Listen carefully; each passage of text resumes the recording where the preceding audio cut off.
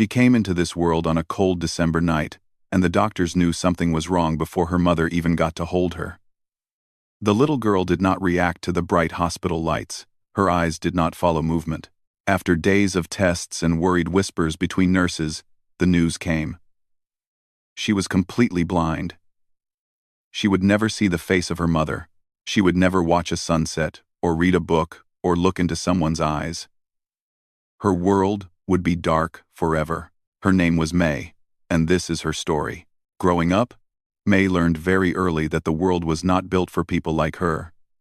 Doors had handles she had to find by touch. Stairs had no warnings before they dropped.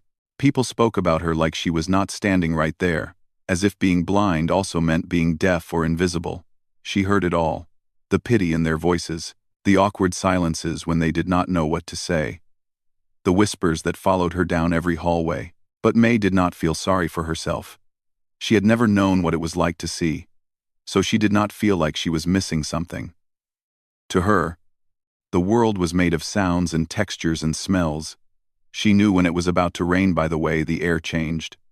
She could tell who was walking toward her just by the rhythm of their footsteps. She memorized every corner of her small apartment, every crack in the sidewalk on her way to school, every voice of every person she had ever met. Her mother raised her alone.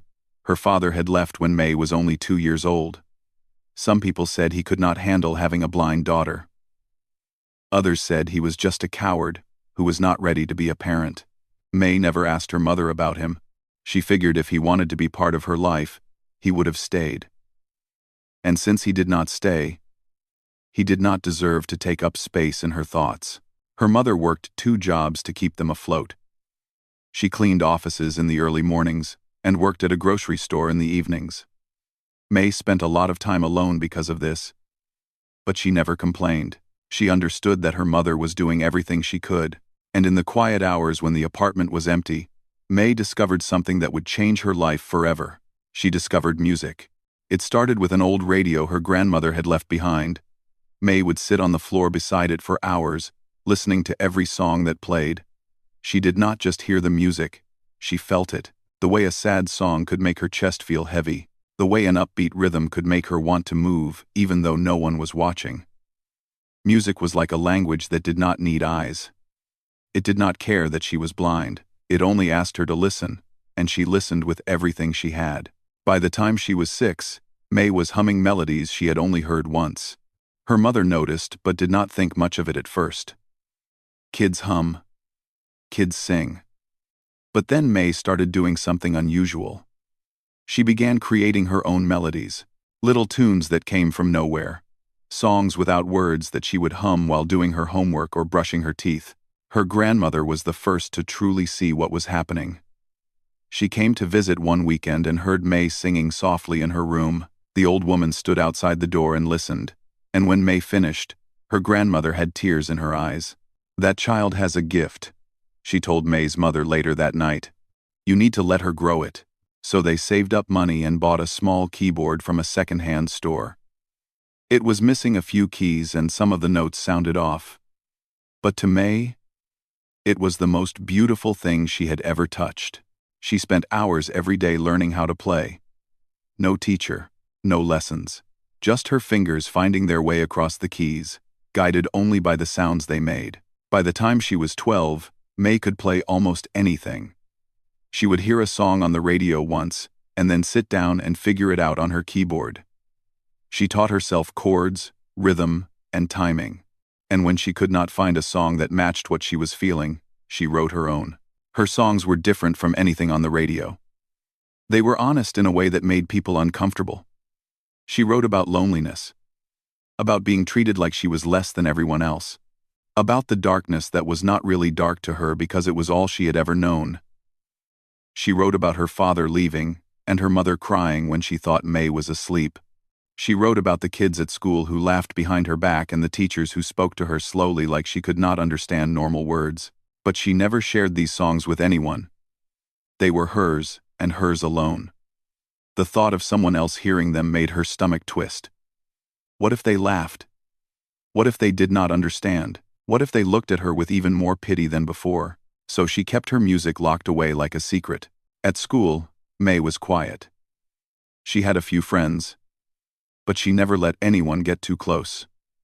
She was good at pretending everything was fine, at smiling when she was supposed to smile, and nodding when she was supposed to nod.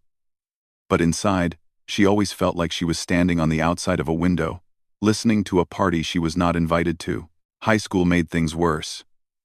Teenagers are not known for being kind. And May learned quickly that being different made her a target. Some kids ignored her completely, like she did not exist. Others made jokes they thought she could not hear. A few tried to be nice, but their kindness always felt forced, like they were doing charity work just by talking to her. May told herself it did not matter. She had her music. She had her mother. She had her small apartment with the creaky floors and the keyboard in the corner of her room. That was enough. It had to be enough. But deep down, a part of her wanted more. A part of her wanted to stand up and show the world who she really was. A part of her wanted to stop being the blind girl that everyone pitied and start being something else, something bigger, something real. She just did not know how. And then, in the spring of her final year of high school, everything changed. It started with a betrayal. It started with a best friend who refused to let May stay invisible. It started with a decision that terrified her more than anything she had ever faced. But that is a story for another time. For now, all you need to know is this. May had spent 18 years hiding. 18 years keeping her voice to herself. 18 years believing that the world would never see her as anything more than the girl who could not see. She was about to find out just how wrong she was. May had exactly one real friend in the world, and her name was June. They had met in the 7th grade when June was the new girl at school. Most new kids tried to fit in with the popular crowd, but June was different. On her very first day, she walked straight up to May during lunch and sat down across from her, like they had known each other for years. "I heard you're blind," June had said, not with pity but with plain curiosity. "What's that like?" No one had ever asked May that question before. People usually avoided talking about her blindness like it was something shameful. But June just sat there, waiting for an answer. Genuinely wanting to know. "It's just normal to me," May had replied. "I don't really know anything else." June had nodded like that made perfect sense, and from that moment on, they were inseparable. Over the years, June became the one person May could truly be herself around. June never treated her like she was fragile. She never spoke slowly or carefully. She made blind jokes that would have been offensive coming from anyone else, but somehow felt like an inside language between the two of them. And most importantly, June was the only person in the world who knew about May's music. It had happened by accident. One evening during their sophomore year, June had come over to study. May thought she had locked her bedroom door, but she had not. June walked in without knocking and found May sitting at her keyboard, eyes closed, singing one of her original songs. May had frozen. Her heart had dropped into her stomach. She waited for the laughter or the awkward silence, but June just stood there with her mouth open. "What was that?" she finally whispered. May did not answer. She could not answer. "May, that was incredible. Why didn't you tell me you could do that?" From that night on, June became her secret audience. Sometimes May would play her new songs for June in her room with the door locked. June would sit on the bed and listen, and when May finished, June would tell her honestly what she thought. She never sugarcoated anything. If a part of the song felt weak, she said so. If a lyric did not make sense, she pointed it out. But she also told May the truth that May was too scared to believe. "You have something special," June would say again and again. "You can't keep hiding it forever." But May always shook her head. Sharing her music with one person in a locked room was one thing. Sharing it with the world was something else entirely. The thought of standing in front of strangers, of letting them hear the deepest parts of her soul, made her feel sick. So she kept saying no, and June kept pushing, and nothing changed. Until the spring of their senior year. It was a Tuesday afternoon when May first heard about the school talent show. She was sitting in the cafeteria with June when a group of students walked by talking loudly about it. Apparently it was a big deal. The whole school would be there. Local news sometimes covered it.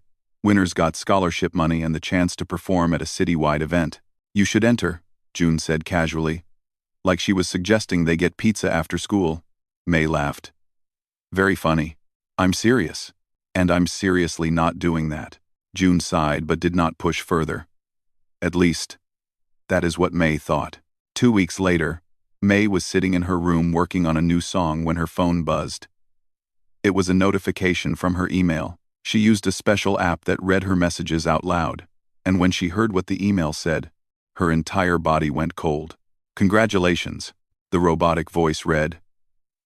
Your audition submission for the Jefferson High School talent show has been accepted. You are scheduled to perform on April 15th at 7 p.m. in the main auditorium. Please confirm your participation by replying to this email. May sat completely still for a long moment. Then she called June. What did you do? June was quiet on the other end. June, what did you do? I submitted a video of you singing, June finally admitted. I recorded it last month when you played that new song for me. I'm sorry I didn't tell you, but I knew you'd say no and I couldn't let you keep hiding, May. You're too good. You're too talented. The world deserves to hear you. May's hands were shaking. Her chest felt tight. She could not decide if she wanted to scream, or cry, or both. How could you do that without asking me? Because you never would have said yes. That's not your choice to make. There was silence on the line. When June spoke again, her voice was softer. You're right. It wasn't my choice. And I'm sorry for going behind your back. But May, I'm not sorry for believing in you. I've watched you hide for years. I've watched you pretend like you're okay being invisible when I know it's killing you inside. You have this gift that most people would do anything for. And you're just letting it sit in a locked room where no one can hear it. May did not respond. You can be mad at me, June continued. You can hate me if you want. But just think about it. Please. This could change everything for you. May hung up without saying goodbye. For the next 3 days, she did not speak to June. She went to school, sat through her classes, came home, and stared at her keyboard without playing a single note. The email sat in her inbox unanswered. The deadline to confirm was getting closer. Her mother noticed something was wrong but did not press. She had learned over the years that May needed space to process things in her own time. But on the third night, she knocked gently on May's door and came in with 2 cups of tea. Want to tell me what's going on? So May told her everything. About June, about the secret recording, about the talent show, and the email, and the terror that had been sitting in her chest for days. Her mother listened without interrupting. When May finished, the room was quiet, except for the hum of the old refrigerator in the kitchen. Are you angry at June for submitting the video? Her mother finally asked. Or are you angry because now you have no excuse not to try? The question hit May like a wave. She opened her mouth to argue, but nothing came out. Because deep down, she knew her mother was right. For years, she had told herself that she was hiding to protect herself. But maybe she was just hiding because it was easier. Maybe she was scared not of being judged, but of being seen. Truly seen. For who she really was. I don't know if I can do it, May whispered. Her mother reached over and took her hand. You have spent your whole life learning how to live in a world that was not built for you. You taught yourself to walk down streets you couldn't see. You taught yourself to play music without a single lesson. You taught yourself to be strong when everything around you said you should be weak. She paused. If anyone can do this, it's you. May did not sleep that night. She lay in bed, with her thoughts spinning in circles. She thought about all the times she had felt invisible. All the whispers. All the pity. All the moments when she wished someone would see her as more than just the blind girl. And she thought about her music. The songs she had poured her heart into. The melodies that said everything she could never say out loud. By morning, she had made her decision. She picked up her phone and replied to the email. I confirm my participation. Then she called June. I'm still mad at you, she said. I know. But I'm doing it. I'm performing. June screamed so loud that May had to hold the phone away from her ear. And despite everything, May smiled. She had no idea what was coming. She had no idea how much her life was about to change. All she knew was that for the first time in 18 years, she was done hiding. The countdown to April 15th had begun. The weeks leading up to April 15th were the longest of May's life. Every day felt like walking through fog. She went to class but could not focus. Teachers called on her, and she barely heard them. Her mind was somewhere else entirely, stuck on a stage she had never seen, standing in front of a crowd she could not imagine. She practiced every night after her mother left for her evening shift. She would sit at her keyboard for hours, playing the same song over and over, until her fingers ached and her voice grew tired. The song she had chosen was one she had written herself. It was called Invisible, and it was about everything she had never been able to say out loud. About being looked through instead of looked at, about learning to live in silence because no one ever asked her to speak. It was the most personal thing she had ever created.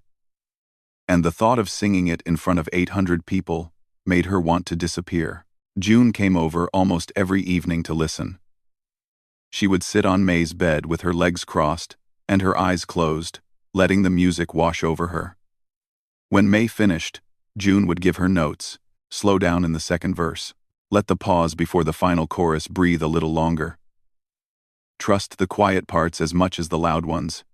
You're ready, June told her one night, about a week before the show. You've been ready for years. You just didn't know it. May wished she could believe that. As the days passed, the anxiety only grew worse. She started having trouble sleeping. She would lie in bed staring at the ceiling she could not see, her heart racing for no reason. Sometimes she would dream about the talent show. In the dreams, she walked onto the stage and opened her mouth to sing. But no sound came out. The audience laughed. They pointed. They whispered the same things they always whispered. Poor blind girl. What made her think she could do this? She woke up from those dreams with her pillow damp and her chest tight. The morning of April 15th arrived, whether May was ready or not. She woke up early, before her alarm, and lay in bed listening to the birds outside her window. Her stomach was in knots. She thought about pretending to be sick. She thought about calling June and saying she had changed her mind. She thought about 100 different ways to escape, but she did not do any of those things. She got up, she showered, she ate breakfast even though she had no appetite. Her mother had taken the night off work to come to the show, and May could hear her moving around the apartment, humming softly like she always did when she was nervous. "How are you feeling?" her mother asked when May came into the kitchen. "Terrified," May admitted. Her mother laughed gently. "Good. That means you care." The rest of the day passed in a blur. June picked her up in the afternoon to get ready together. She helped May choose an outfit. A simple dark blue dress that her mother had bought for her the week before. June did her hair and told her she looked beautiful. And May wished more than anything that she could see herself in the mirror. Not out of vanity, but just to know. Just to see the person everyone else saw. By the time they arrived at the school that evening, the parking lot was already filling up. May could hear car doors slamming, people talking, footsteps on pavement. The sounds mixed together into a wall of noise that made her feel small. June held her arm and guided her toward the backstage entrance. The hallway smelled like dust and old curtains. Someone was tuning a guitar nearby. A group of girls were practicing a dance routine, their shoes tapping against the floor in uneven rhythms. Somewhere in the distance, May could hear the audience filing into the auditorium. The murmur of hundreds of voices blended together like the ocean. 800 people. That's what June had told her. 800 students, teachers, and parents all sitting in rows, all waiting to be entertained, and May was going to stand in front of them and sing about the most painful parts of her life. What was she thinking? A woman with a clipboard approached them and checked May's name off a list. She explained the order of performances. May was number 14 out of 20 acts. That meant she had to wait. That meant she had to sit backstage and listen to everyone else perform, while the knot in her stomach grew tighter and tighter. The first act was a comedy duo. May could hear their jokes echoing through the walls, followed by bursts of laughter from the crowd. Then came a singer with a guitar, who did a cover of a popular song, then a magic act, then a dance group that made the floor shake beneath May's feet. Each performance felt like a countdown. 13 more. 12 more. June sat beside her the whole time, holding her hand without saying much. There was nothing left to say. They both knew what was coming. By the time act number 13 was announced, May's hands were trembling. Her mouth was dry. She could hear her own heartbeat in her ears, loud and fast and completely out of her control. "I can't do this," she whispered. June squeezed her hand. "Yes, you can. What if I forget the words? What if my voice cracks? What if I fall on my way to the piano? Then you'll get back up and keep going. That's what you've always done." A stagehand appeared beside them. May recognized his footsteps from earlier. He had a hurried way of walking, like he was always running late. "You're up next," he said. "Follow me to the side stage." May stood on shaking legs. June hugged her quickly and whispered in her ear, "Close your eyes and pretend you're back in your room. It's just you and the music. Nothing else matters." May nodded, even though her throat was too tight to speak. She followed the stagehand down a narrow hallway. The sounds of the current performance faded behind her. Ahead, she could hear the muffled hum of the audience. They were so close now, just a curtain and a few feet of stage between her and 800 strangers. The current act ended. Applause erupted. It was loud and long and full of energy. Then it faded, and there was silence. A voice came over the speakers. The host was introducing her. She heard her own name echo through the auditorium, followed by a brief pause. "Please welcome to the stage, May." The curtain parted. Someone gently touched her elbow and guided her forward, and then she was walking. The stage floor was different from the hallway. Harder. Smoother. Her shoes clicked softly with each step. The silence in the auditorium was thick, almost heavy. She could feel the attention of hundreds of people landing on her like a weight. She heard the whispers begin. Soft at first, then spreading like ripples in water. "Is she blind? I think she's blind. What is she going to do?" May kept walking. She counted her steps the way she always did. 1, 2, 3, 4. The piano was exactly where June had described it during their rehearsal visit. Center stage, slightly to the left. Her fingers found the edge of the piano bench. She sat down slowly, adjusting her position until it felt right. The keys were cool beneath her fingertips. Familiar. Safe. The whispers stopped. The auditorium was completely silent now. 800 people holding their breath, waiting to see what the blind girl would do. May sat there for a moment, her hands resting on the keys. Her heart was pounding. Her mind was screaming at her to run. Every fear she had ever felt seemed to crash into her at once. But then she thought about her mother working double shifts for 18 years. She thought about her grandmother who first heard her sing and cried. She thought about June, who believed in her even when she did not believe in herself. She thought about all the times she had felt invisible and wondered if anyone would ever truly see her. This was her moment.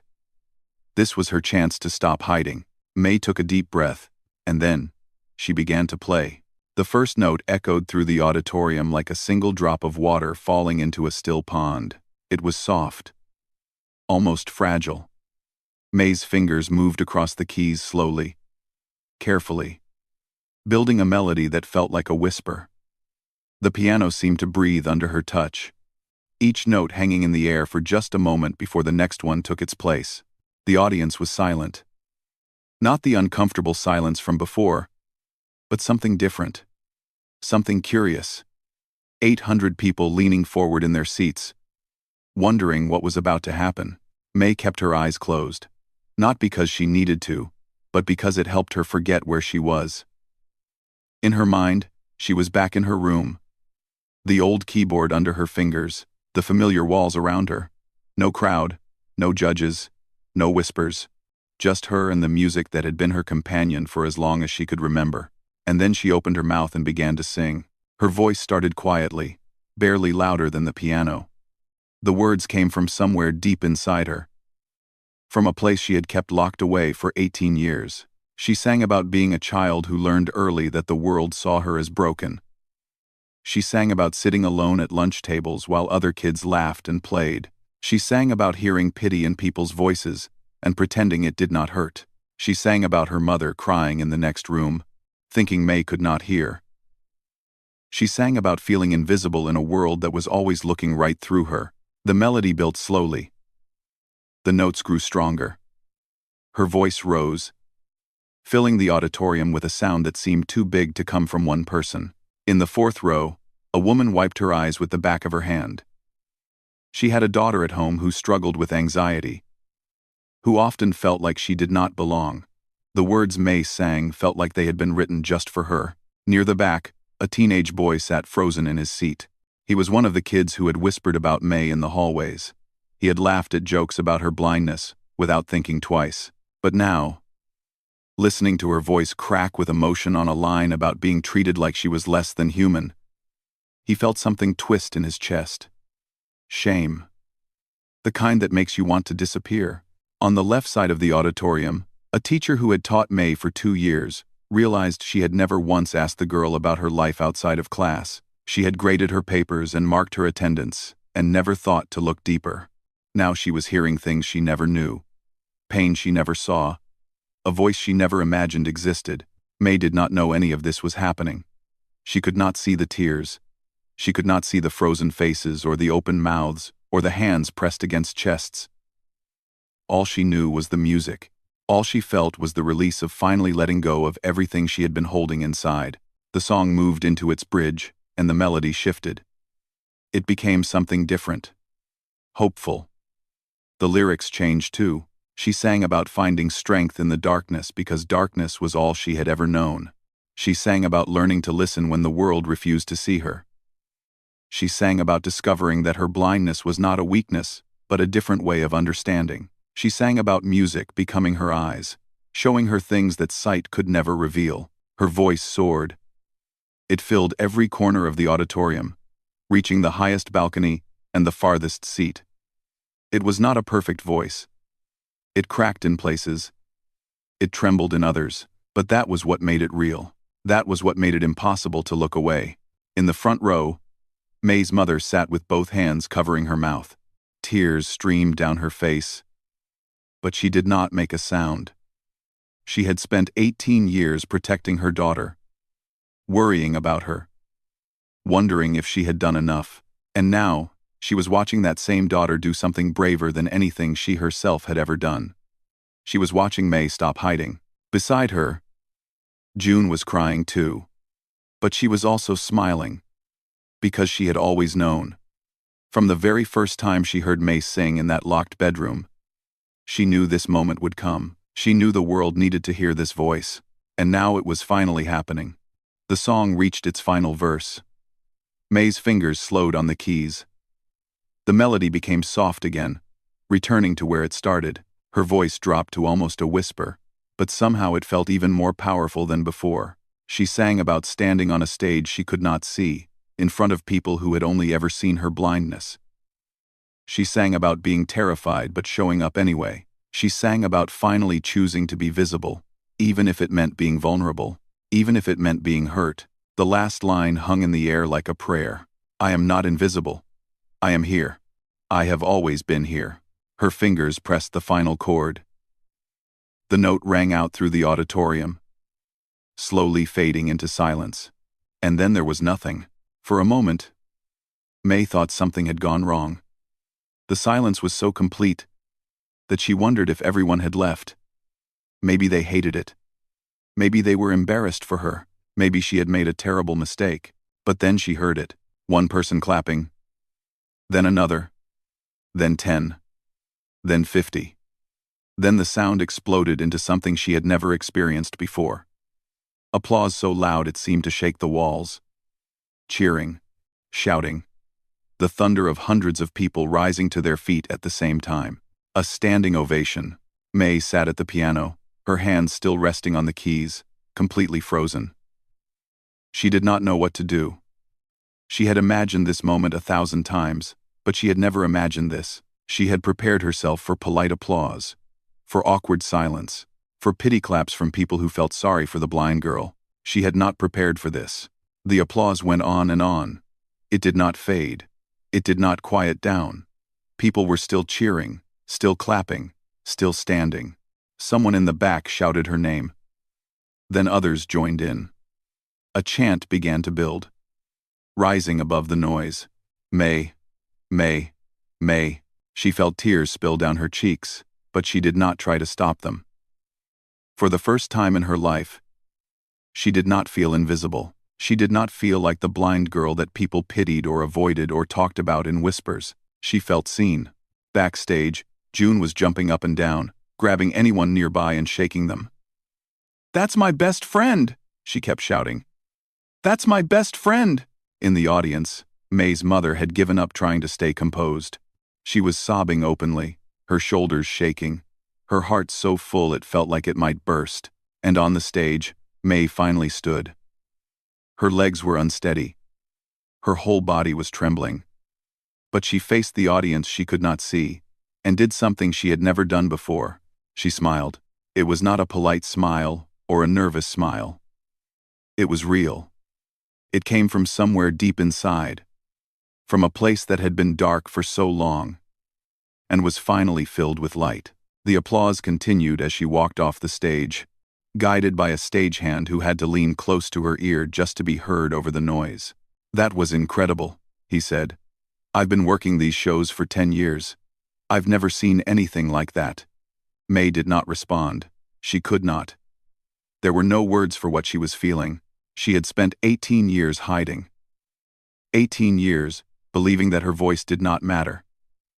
18 years convinced that the world would never see her as anything more than her blindness. And in 4 minutes on a stage, everything had changed.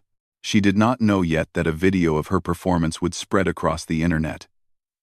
She did not know about the messages that would flood in from strangers who felt moved by her song. She did not know about the opportunities that would come knocking or the doors that would suddenly swing open. All she knew, in that moment, was that she had done it. She had stopped being invisible, and nothing would ever be the same again. The night of the talent show ended with May standing on that same stage one more time. She had won, first place. When they called her name, the auditorium erupted again, even louder than before. June had to guide her back to center stage, because May's legs had turned to jelly. The host placed a small trophy in her hands and a check for the scholarship money. But May barely registered any of it. She was still floating somewhere outside her body, still trying to understand what had just happened. Backstage afterward, she was surrounded by people. Strangers shook her hand and told her she was amazing. Teachers who had never spoken to her before suddenly wanted to know everything about her. Students who had ignored her for years asked if they could take pictures with her. It was overwhelming in a way May had never experienced, but the moment she would remember most came later that night. After the crowds had cleared and the auditorium had gone quiet, her mother found her sitting alone in the hallway, still holding the trophy. She sat down beside her daughter without saying a word. For a long time, they just stayed like that. Two people who had been through so much together, finally able to breathe. "Your grandmother would have been so proud," her mother finally said, her voice thick with emotion. May nodded. She thought about the old woman who had first heard her sing and cried.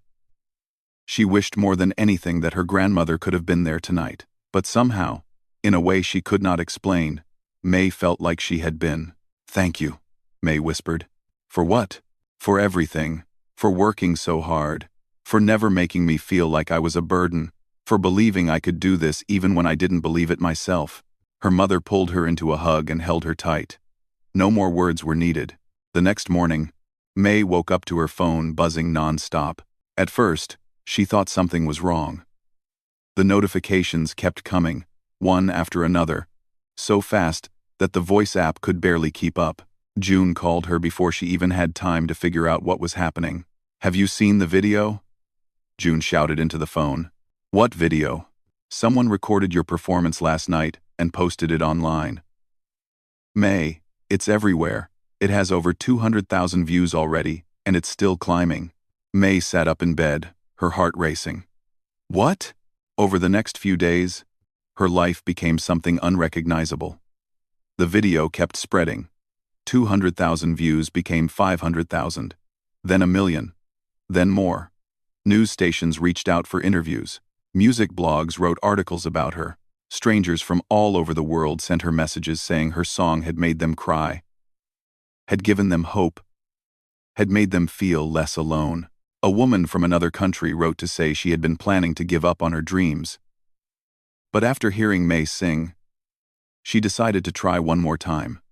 A teenage boy confessed that he had been struggling with depression, and that her lyrics about feeling invisible had made him realize he was not the only one. A father shared that he had played the video for his young daughter, who was also blind, and for the first time, his daughter had smiled and said she wanted to learn piano too. May read every single message. Some of them made her cry. Some of them made her laugh.